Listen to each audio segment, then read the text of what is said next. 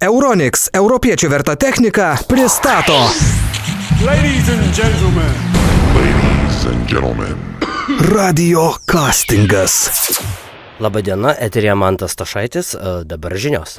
Per specialią operaciją Pakistano mieste Abodabade buvo nukautas teroristų tinklo Al-Qaeda lyderis Osama bin Ladenas. Apie tai per televiziją sekmadienį vakare pareiškė JAV prezidentas Barackas Obama. Prieš 10 metų 2001 rugsėjo 11 dieną buvo įvykdyti teroristiniai išpuoliai prieš pasaulio prekybos centrą New York'e ir Pentagono rūmus Vašingtone.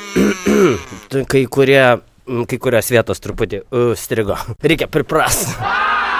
Na dabar pasijuokim. Praeina keleivis prie autobuso konduktoriaus ir pareiškia: jei nepasakysite vairuotojui, kad sustotų prie artimiausio tualeto, tai netrukus parduosite 10 kartų mažiau bilietų.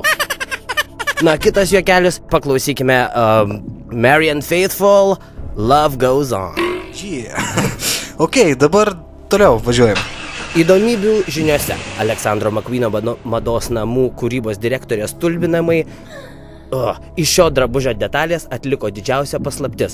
Na, kaip visas pasaulis žiūri, kaipgi šiame amžiuje vedasi karaliai, dabar pagalvokime, kiekgi tokios vestuvės gali kainuoti čia Lietuvoje, arba kaip jūs palygintume savo tokias pramogas prie savo vestuvių. Dėmesio gegužės 6-8 dienomis Euronics parduotuvėse visiems šaldytuvams ir šaldikliams nuolaidos iki 20%. Euronics, europiečio verta technika. Nu va, super. Dabar turim pasaką. Labas vakaras. Šiandien pasaka pasakaitė, pakalbėsime apie raudonkepuraitę, pakalbėsime su svečiais miškininkais, kurie gyvena miške ir prižiūri mišką, ir mums taip pat papasakos, kokiegi žvėreliai gyvena tame miške.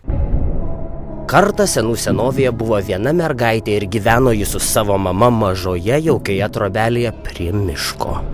Mergaitę žmonės vadino raudonkepuraitė, nes ji dažnai dėvėdavo raudoną apsiaustėlį su kapišonu. Mergaitė mielai gaubdavosi šiuo apsiaustėliu, nes ji buvo gavusi jį iš savo močiutės, kuri gyveno namelyje už miško ir labai mylėjo raudonkepuraitę. Vieną dieną mama priruošė raudonkepuraitei pilną krepšelį įvairiausių gėrybių. Pridėjo obuoliukų, kriaušaičių, braškių, taip pat skanių pyragėlių, kuriuos pati buvo iškepusi, sūrio ir gabalėlį mėsos, Kauno fonas bei didelį išdabintą tortą.